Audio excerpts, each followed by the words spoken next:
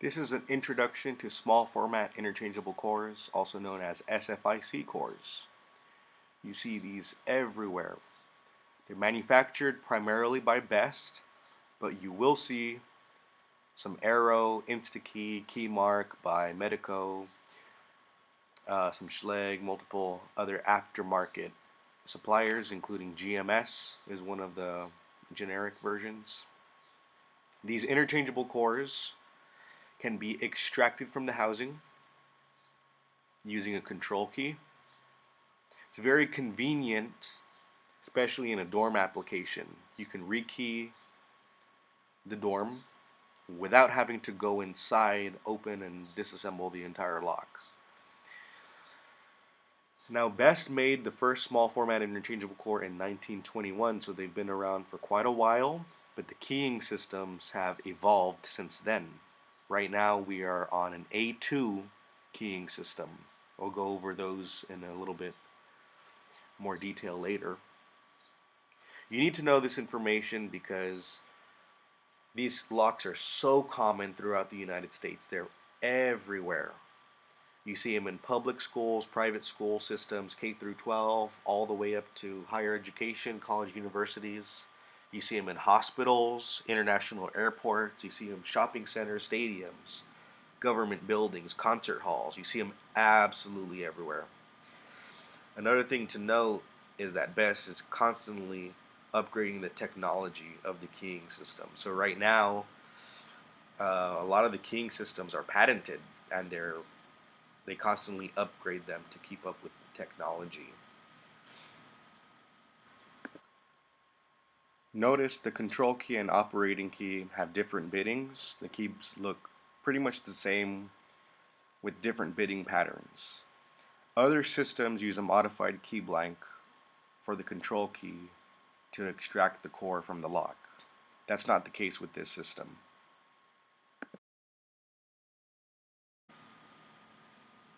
Here's the anatomy of the key. You have the tip in the front of the key, there's the shoulder, and then the bow. It's important to know this because when you're given a key combination, the bidding is written from tip to bow. That's the opposite of your traditional locks. Your traditional locks, you get the key combination from bow to tip. Typically that's how it is with Schlage, Kwikset, Yale. It's important to note this whenever you're cutting and pinning locks. Now we'll go over a pinning matrix on how to pin these small format interchangeable cores. It's a little bit different than your standard cores. Schlage, Sargent, Corbin Russwin. We're going to take the operating keys and the control key. We're going to use a formula to figure out what pins we're going to need in what sequence for this lock to function properly using all the keys. So we have the biddings. The master bidding is 385838. The change key is going to be 587452. Now both of these combinations will be used to pin the operating shear line, which is shown in this picture. Now let's calculate the bottom pins. We're going to take the master key, the change key combination, then we're going to calculate the bottom pins. We're going to select the lowest number in each chamber. So first chamber, between the 3 and the 5, the 3 is the lowest number. Second chamber, they're both 8s, so the 8's going to go there. Third chamber, between a 5 and a 7, the 5 is the lowest number. Fourth chamber, 4 is the lowest number. Fifth chamber, the 3 is the lowest number. Last chamber is the 2. Now for the master pins, it's just going to be the difference between those two numbers. So our first chamber, the difference is going to be a 2. Second chamber, there's no difference, so we're going to put an X there. Third chamber, the difference is a 2. Fourth chamber, the difference is a 4. Fifth chamber is a 2, and the sixth chamber is a 6.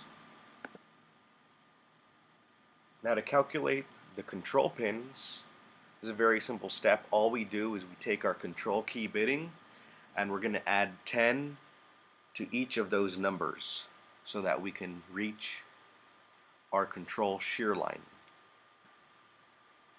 So at the bottom of the matrix, I already added 10 to each chamber on the control key. So we get 11, 12, 11, 10, 17, and 10. We need these numbers so we know what control pins we are going to use. Now our bottom pin, master pin, and control pin must equal this number. So for example, in our first chamber, we need to build up all the way to 11.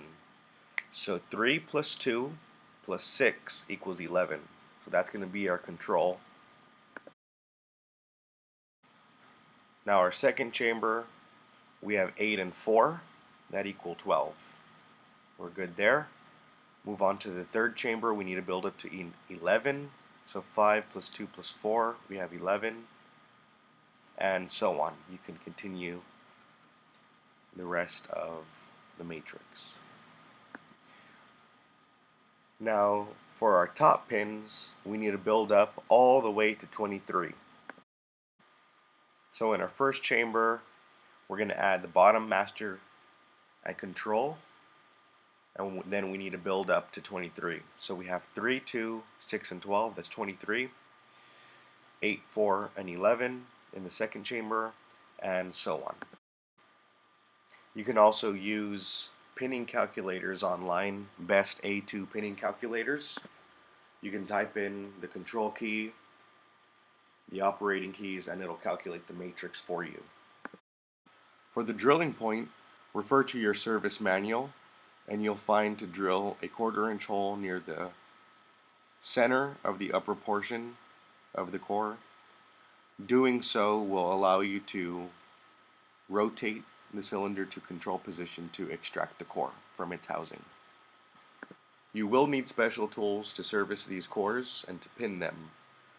You'll need a capping station and you'll need special A2 pins, springs, and caps in order to properly pin these cores. Now the A2 system is the most common. There's 10 depths and there's over 16,000 possible combinations. The A3 system and the A4 system are both very rare due to poor reliability. The A3 system was abandoned before 1978 and the A4 system was introduced in 1978. You can still find them. They're not totally obsolete. You can find them in a lot of older institutions that are trying to get rid of them and upgrade. That concludes this introduction to small format interchangeable cores.